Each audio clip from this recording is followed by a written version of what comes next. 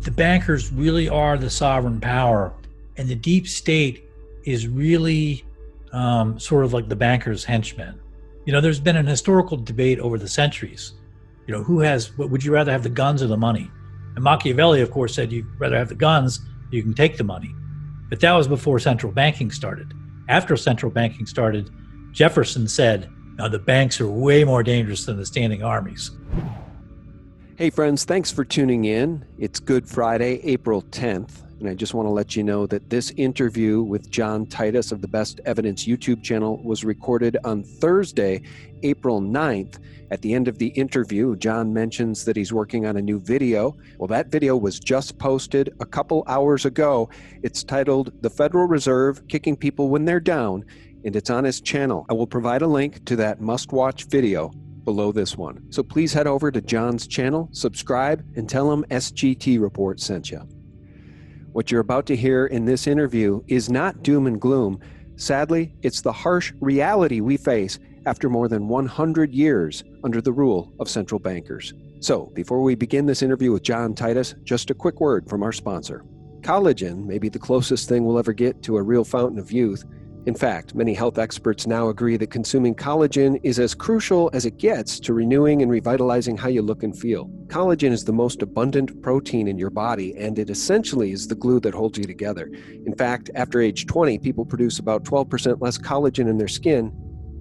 This means by the time you're middle age, you could be producing less than half the collagen you did in your youth. Even worse, things like poor diet, smoking, pollution, and yes, stress can delete your collagen levels even faster. So visit my site, healthwithsgt.com, and purchase the only collagen on the market that I trust. Make your hair healthy and younger looking, support joint flexibility, it strengthens nails, teeth, and gums, promotes strong, healthy muscles, tendons, and ligaments, stronger bones, and supports digestive health. Support your health today with collagen. This is my trusted source. I'll leave the link below this interview. Welcome back, friends. Thank you so much for clicking play. It is my great honor to have on the show my friend John Titus from the Best Evidence YouTube channel. He's a great guy. He has been making videos about these people, about the Fed, telling people the truth about the kleptocracy which comprises these people who own the Fed for a very long time. In fact, 4 years ago, he published the video Fed Audit Shocker. They come from Planet Klepto. And he followed that one up with The Veneer of Justice in a Kingdom of Crime. So here we go. John Titus, welcome. How are you, sir? I'm good, Sean. Thanks for having me back. Hey, thanks for coming back on. Your latest video, Why is the Federal Reserve Lying About Coronavirus? We'll talk about it. And I think maybe to start this thing, we should go through some of the current headlines because, as you know, all of this printing, all of this new klepto activity is taking place on the back of the narrative of the coronavirus. So we must shut down our economy to protect ourselves. And therefore, the looting, in my view, has begun. Well, let's do a screen share here and we'll take a look at some current news. Because what I like about your channel and your approach, again, the name of your channel is Best Evidence. So let's use evidence. Let's talk quantifiables as we have this discussion. So here are some headlines, and John, you jump in anytime you'd like with comments on these headlines. Free markets are dead. Fed to start buying junk bonds and high-yield ETFs. That sounds like a healthy Well, those markets have never really existed because of the Federal Reserve and its so-called open market operations. That open market is 24 primary dealers. Does that sound like a free market to you? No. And the Fed unveils new bailout program will provide up to $2.3 trillion in loans to support economy. Very, very dubious, that one, because the Fed provides reserves, and reserves don't flow into Main Street. Only bank money flows into Main Street. There are two monetary circuits in the U.S. There's a circuit that you and Sean and I use and your viewers use, and that's the bank money circuit. All the money in that circuit originates from regular commercial banks. Bank of America, JP Morgan Chase, on down to the smallest mom and pop commercial bank. So that's one circuit. And the other circuit is reserves. And that money is transacted. The parties using that money to transact are the commercial banks themselves. And they, in turn, bank with the Federal Reserve. So the Federal Reserve creates the reserves that are used by the commercial banks. And then the second layer is the commercial banks create the bank money that's used by you and me.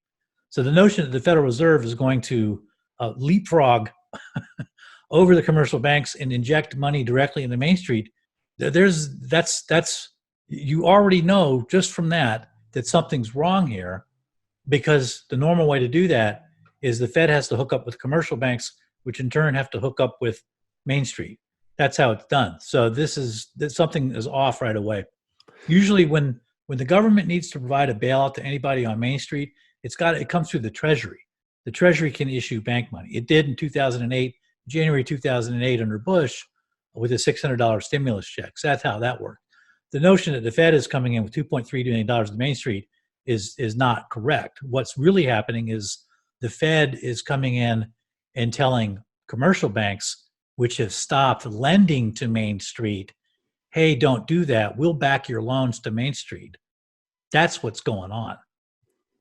Well, here's the other problem, too. New York City apartment leases plunge as real estate industry paralyzed. It's a whole lot worse than that headline. I think I saw a headline yesterday saying somewhere in the neighborhood of 60% of Americans who owed rent at the beginning of April here were unable to make that rent payment. And I'm sure it's getting very, very bad for people holding mortgages as well. Now let's get to the backbone of all of this stuff. This malfeasance is all being done on the back of the coronavirus. South Korean scientists warn COVID-19 can spontaneously reactivate in cured patients. Well, that'll be very useful for the deep state if they want to scaremonger us into shutting down the economy forever. There was one down here I wanted to read. Senate Democrats block urgent small business stimulus, demand larger package. The Democratic leadership has suggested they may hold Americans' paychecks hostage unless we pass another sweeping bill that spends $500 billion. All right. All that said, let's take a look at this. This is really what I wanted to share with you because, again, they're using this coronavirus to scare the hell out of people. The Minnesota State Governor, Tim Walz, a Democrat, yesterday ordered the state's residents to stay home until May 4th. So he extended the stay-at-home orders another month. As small businesses are being decimated, I asked, would you care to comment, Governor? Why is the Minnesota Health Department inflating COVID-19 deaths? And that was me replying to this tweet from Chris Berg. Let me play it for you. This is Minnesota Senator and Dr.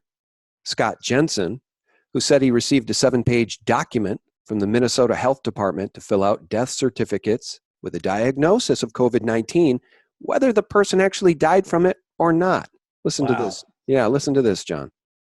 You just said, I think is critically important. Can you repeat what you just said, please? Well, last Friday, I received a 7-page document that sort of told me that if I had an 86-year-old patient that had pneumonia but was never tested for COVID-19, but sometime after she came down with pneumonia, we learned that she had been exposed to her son who had no symptoms, but later on was identified with COVID-19, that it would be appropriate to diagnose on the death certificate COVID-19. Now, we've not done that. If someone has the pneumonia after and it's in the middle of a flu epidemic, and I don't have a test on influenza, I don't diagnose influenza on the death certificate. I will say this elderly patient died of pneumonia. I don't mean to interrupt you, but my heart is sinking right now as you're telling me this. You're a doctor. Why in the world would they be sending you out information to fill out death certificates, whether the person's been diagnosed with COVID-19 or not, but then to say in the death certificate, this person's death was caused by COVID-19? That does not sound right to me. I went to the person in our office who does most of the death certificates over the last 10, 20 years, and I said, does this sound right? I had her look at the documents that I printed off, and she said, well, we've always been told that you always put down just facts. You don't put down any probabilities. You don't put any presumptions down. It's just what you know. And so this is concerning. And it actually gets to your point, Chris. When we start talking about the data that goes into the modeling, we have to ask ourselves a question. Are we being forthright? Are we sharing with the public? Minnesota, North Dakota, we don't need to be having it sugar-coated. We want to know what's going into your modeling. So with that being said, why would they want to skew the number of deaths due to COVID-19? Well, fear is a great way to control people. And I worry about that. I worry that sometimes we're so darn interested in just jazzing up the fear factor It stops there. But boy, there was a moment there where I thought that news anchor, when he said, "My heart is sinking," I thought he was going to attack the senator and say, "This is a very serious crisis, sir. We can't minimize these deaths." And so I thought he would actually attack the doctor. And But he didn't. Fortunately, no, he's on the side of truth. And we all should be at this point, because they've shuttered the economies of just about every state, Right. including Minnesota, and small business owners. Unless you're a big box retailer or a grocery store or a liquor store, you're told that you can't open your business in the state of Minnesota now for another month. And people are going on the news crying, saying, "I don't know how I'm going to get through this because I'm being bankrupted."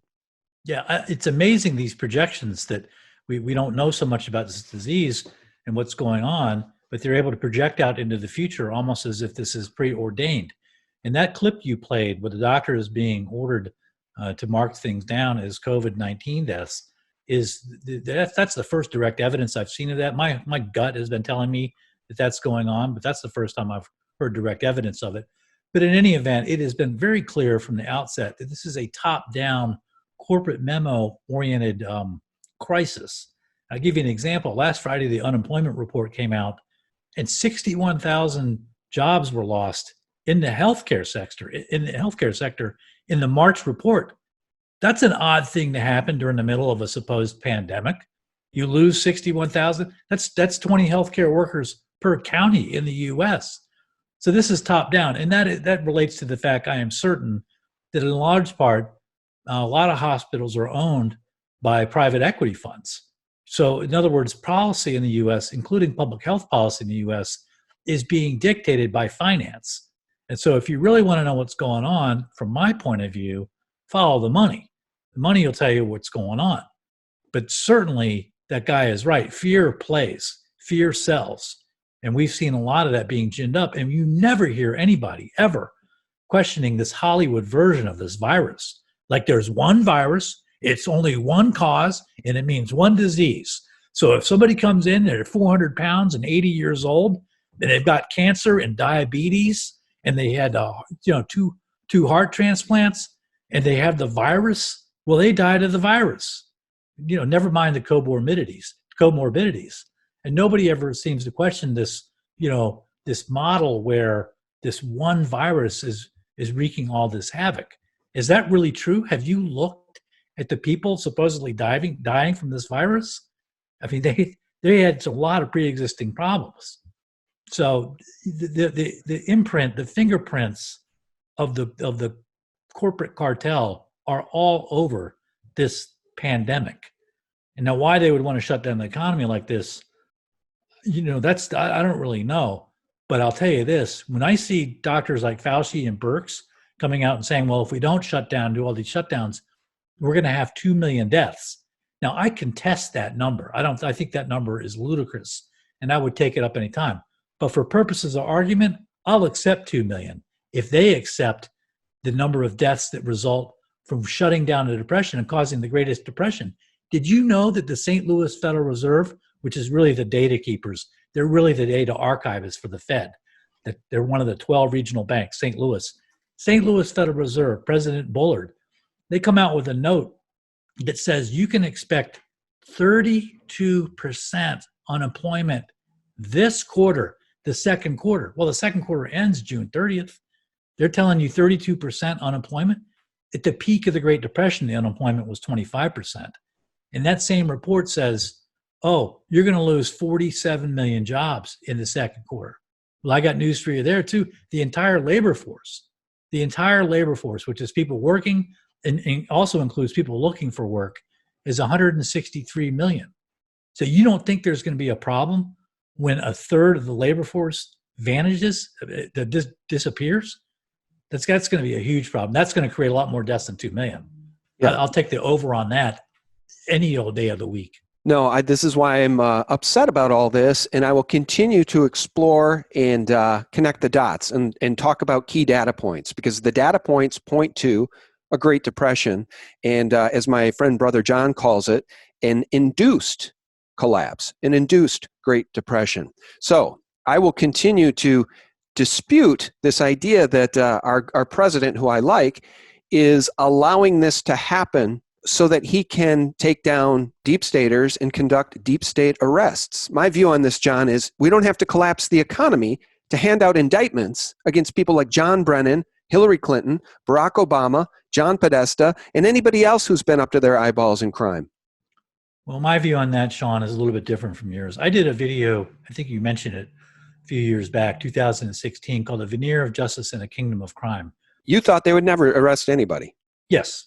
And in that video, I document how the U.S. at that time no longer had the rule of law. And the reason for we didn't have the rule of law is that it was an announced policy of the DOJ that too big to fail banks would not be prosecuted.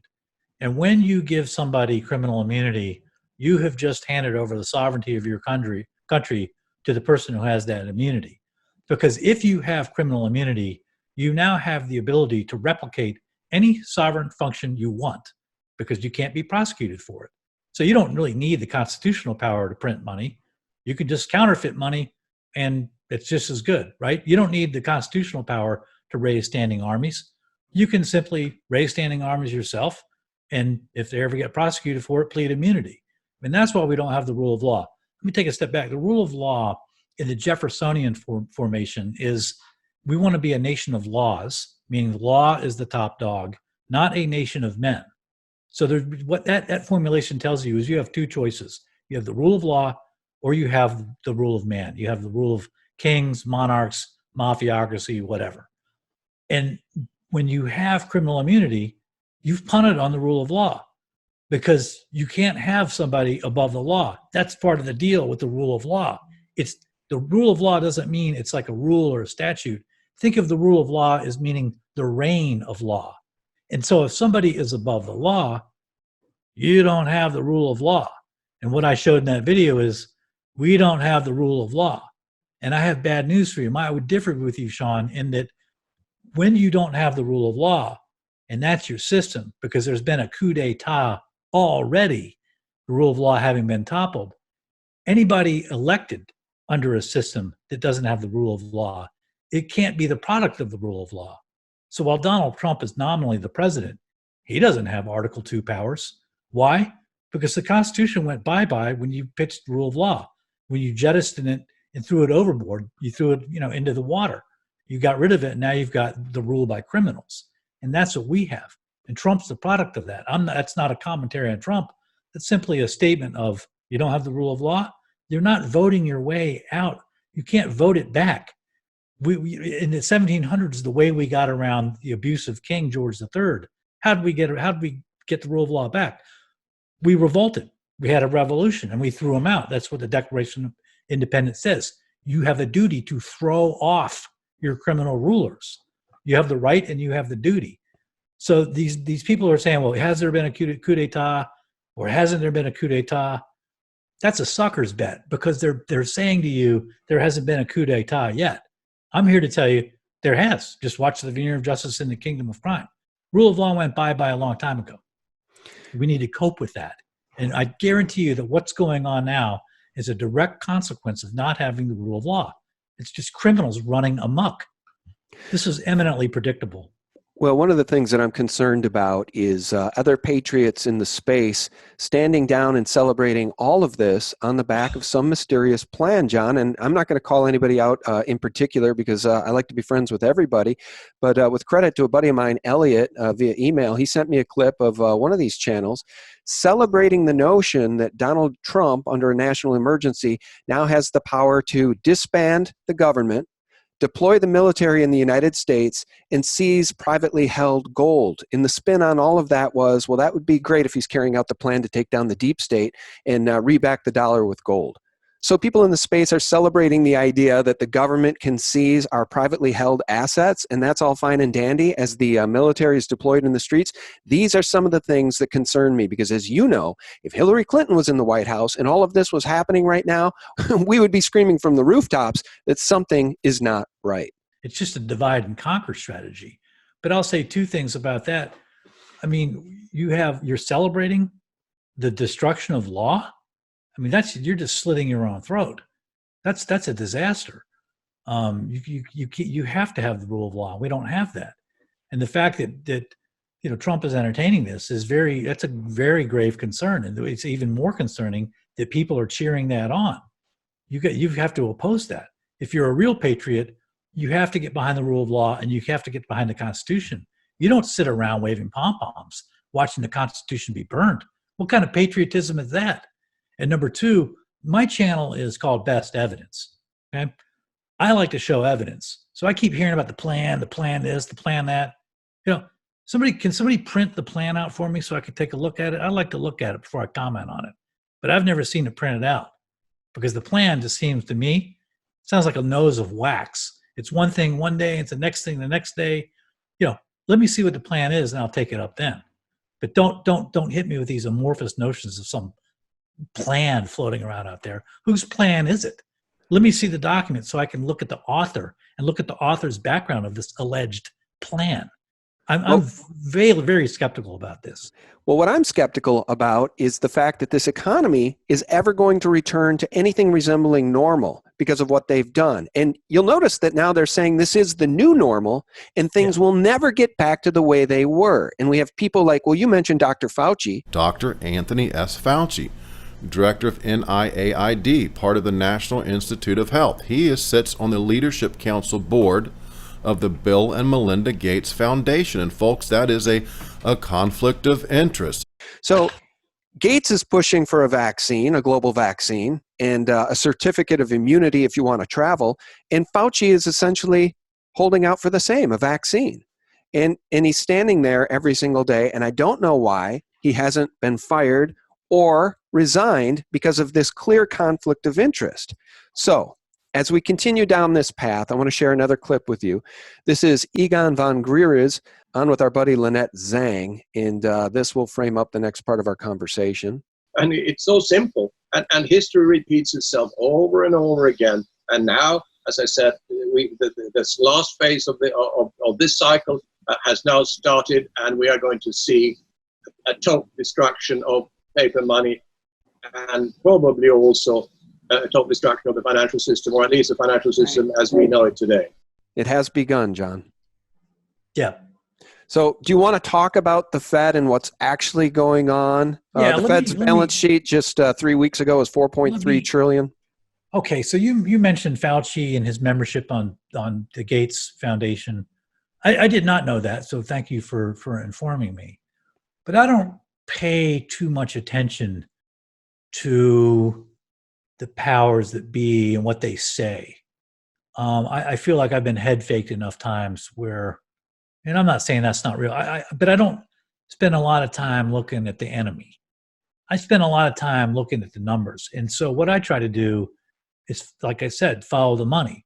And that's what I try to do on my channel and see what is going on with the Federal Reserve.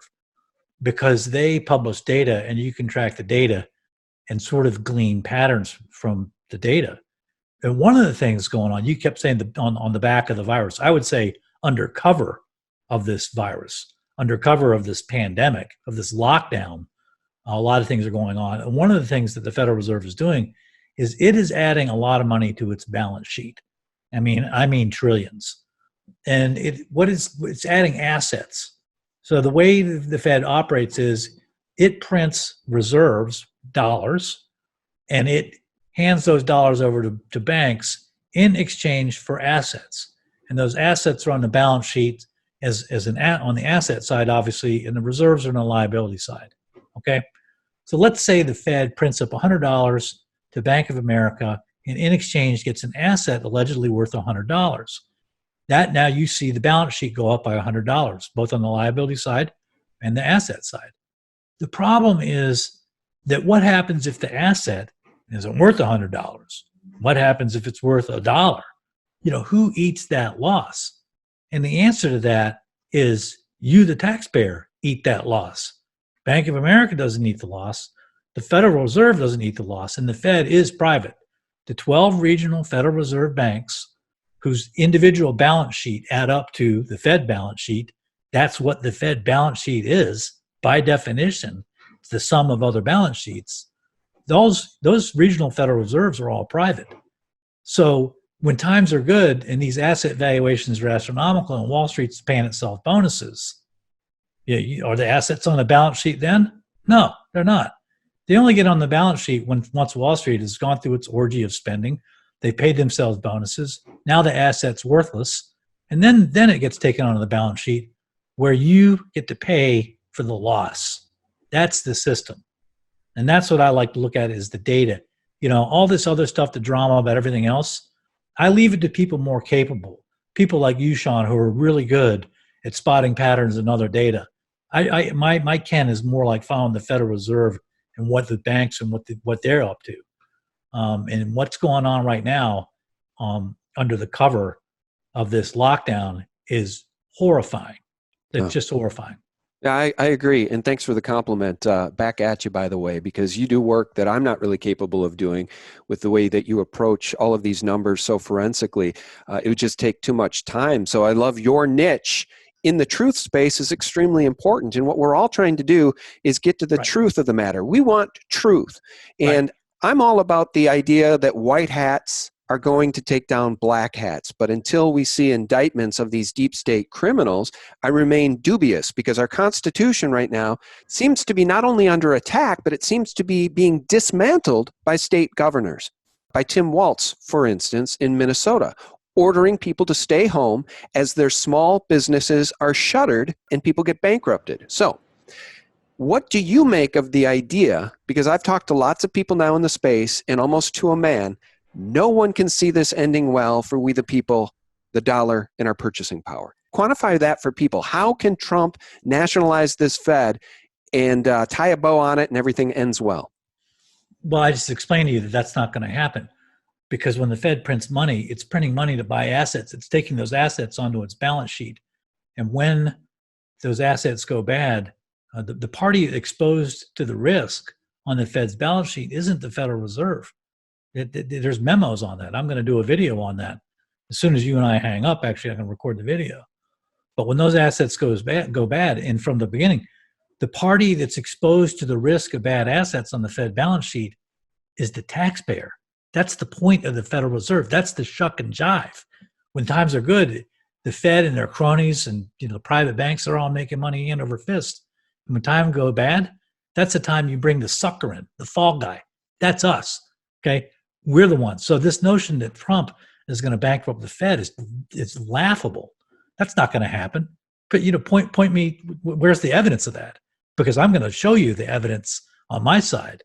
And speaking of evidence, you know what? I'm with you on the prosecutions. If the prosecutions ever come down, I'll retract every sentence I ever said. But I'm not holding my breath. I told you a long time ago, in All the Plenaries Men, which is the follow-up I made to the Veneer of Justice in the Kingdom of Crime, that Trump was not going to do anything about the Department of Justice because the coup d'etat had already taken place. He's the product of a coup. He's a post-coup guy.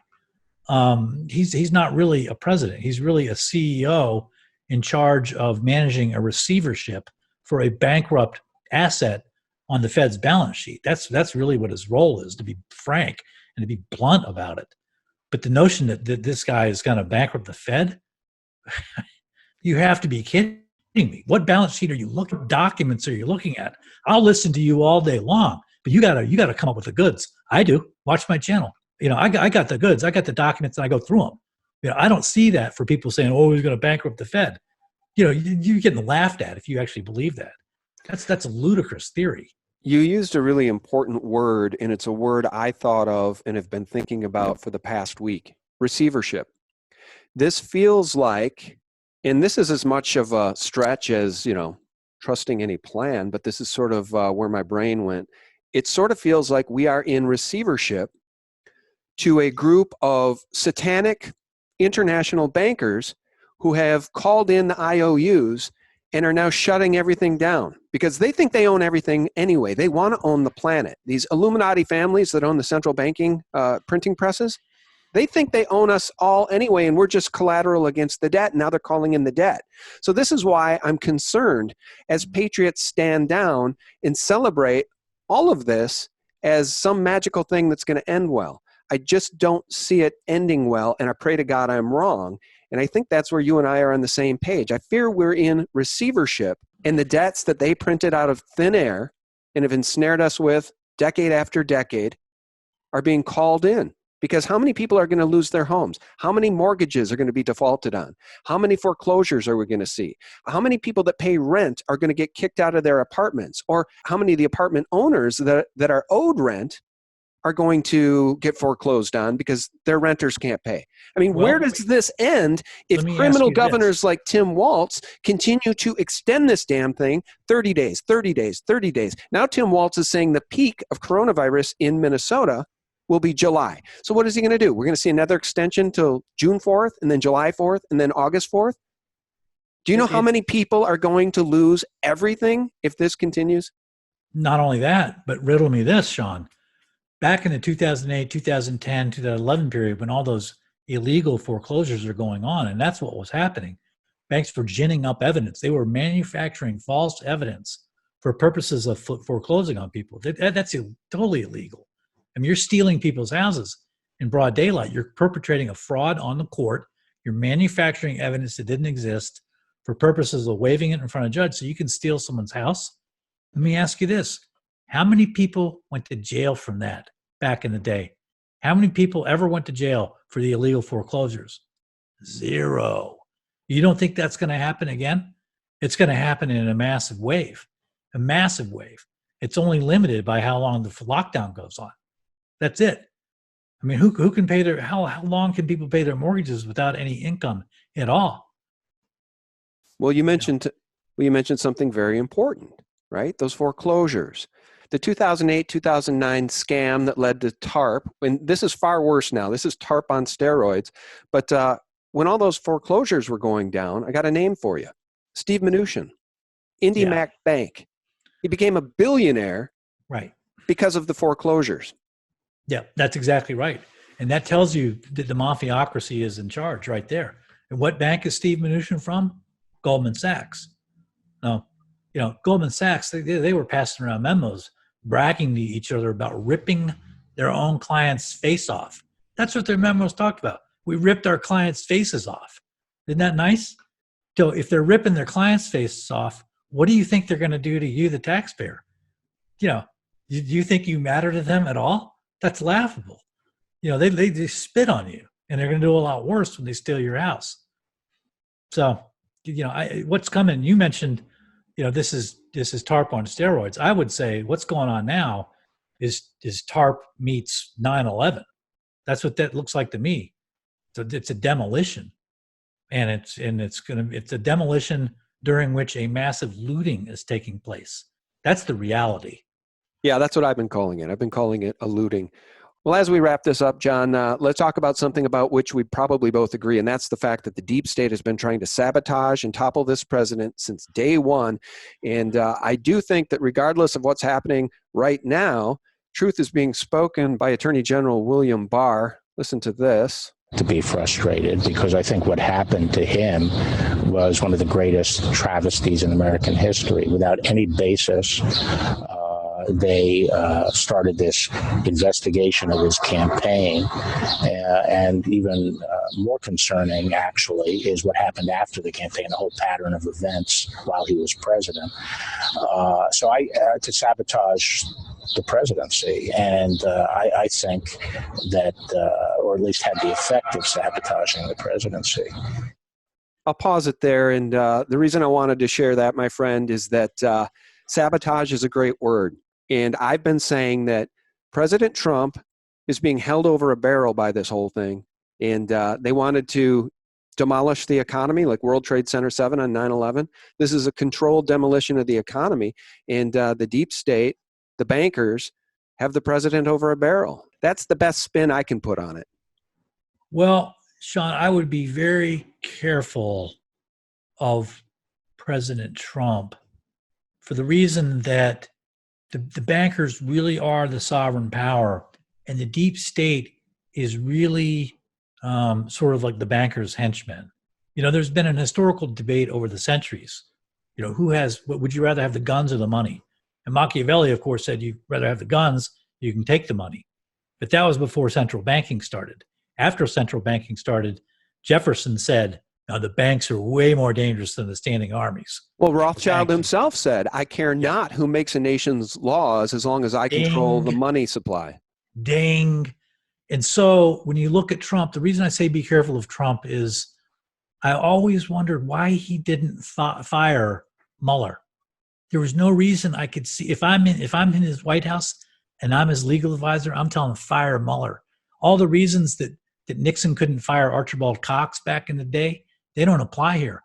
The bets are off. The reason Nixon couldn't fire Cox was Cox had promised Congress that he wouldn't, hesitate to prosecute the president. There was no such promise here. Remember, Mueller was appointed by Rod Rosenstein. Rod Rosenstein, whatever his name is, he's like a deputy AG. He's some flunky in the Justice Department. Who's the head of the Justice Department? The president. So why the president didn't just say, hey, Mueller, you're fired. Rosenstein, you're fired. Neither one of those guys had promised Congress anything. There was no separation of powers issue with Mueller. None. And he let that charade go on. And I became very wary at that point. Like, whoa, what's going on here? But at any rate, if I did buy into the notion that President Trump had Article 2 powers and the rule of law hadn't been destroyed and all that, I would agree with that. But I think the problems were deeper than what you're saying and deeper than this whole narrative is letting on. I think the damage has already been done. I think the overthrow has taken place, and now we're dealing with the consequences. Well, I did want to end this on an upbeat note, but since we're pragmatists and we're truth tellers, let me ask you this, and it's probably going to end the whole thing on a sour note. In your view, if what's happening right now is a controlled demolition of the economy, endless printing, they're going to kill the dollar, if we're in receivership, how in your view does this end? Play this out 5-10 years. I guess if there's any good news, it's that in that interview with Lynette, I think it was in that interview with Lynette, Egon said, if you take a look at Japan and how Japan has survived over the years here, there's no reason the Fed couldn't increase the balance sheet to 25 or 30 trillion. I mean, how long can this go on before the whole thing ends? And when it ends, how does it end for we the people? It doesn't end well. Not all stories have a happy ending. I mean, in the end, you have to be concerned individually with your own peace of mind. And you have to be able to look yourself in the eye, in the mirror, and say, I did everything I could.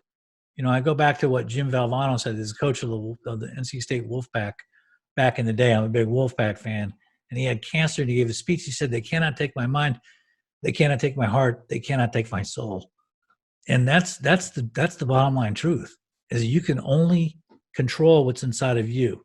Don't let anybody, tell you what to think, tell you what to say, fight on to the bitter end. It may not end well, but that's a material gain or material loss. And in the end, the materiality doesn't matter, right? I mean, we learned that from the Bible, true. I reread the story of the temptation of Christ recently, and the devil shows him the whole world and says, I'll give you this whole thing if you just bow down to me. And what does Jesus say? Does he say, to me, I'm a lawyer, I say, hey, dude, that's not yours to offer. And Jesus says, get thee behind me. And then angels take care of him. But to me, the significance of that story is, Jesus he didn't care about the material stuff. He cared about his soul. And that's what we need to care about most, is care about our soul and care about our principles and fight for those. Everything else, they'll take care of itself. We can't, that's not mine to worry about. That's not my burden to carry. Amen, brother. Amen. Very well said. John, thank you so much for your time today. You know how much I appreciate it. And we'll remind people that your YouTube channel is Best Evidence, correct? Yes. All right, guys, please do head over and subscribe to John's channel. Let's give him some more subscribers because he's working on a new video. When will your new video be out? I told Corbett this week, so I got to really get cracking here, Sean. Who's that? James Corbett? Yeah, James. Yeah. Oh, okay. You talk to James occasionally? I did. Well, for the first time this week, and he aired an interview with me, and drove subscribers to my channel. I really appreciate it. But he asked me, "When's this video coming out?" I told him this week. So I got to live up to my word. I got to hop off here and start getting this video out. All right. The video is about what the Fed is up to. Okay, John. Well, thank you for your time today. Shout out to James Corbett. Tell him we say hi. He's a good guy. Over in Japan, I think, right? Yes. Yeah. Yes. All right. John Titus has been our guest, friends. His YouTube channel is Best Evidence. I'll link it below, so head over there and subscribe. And friends, I'll remind you all, for real news 24/7, you can visit us directly at sgtreport.com, the antidote to corporate propaganda. God bless. Bye-bye. We're watching multi-layer things play out here. We're watching the PSYOP versus the reality. And so there's more than just one answer. There's more than just one thing going on here. And it's weeding through that and discerning what is fact and what is fiction.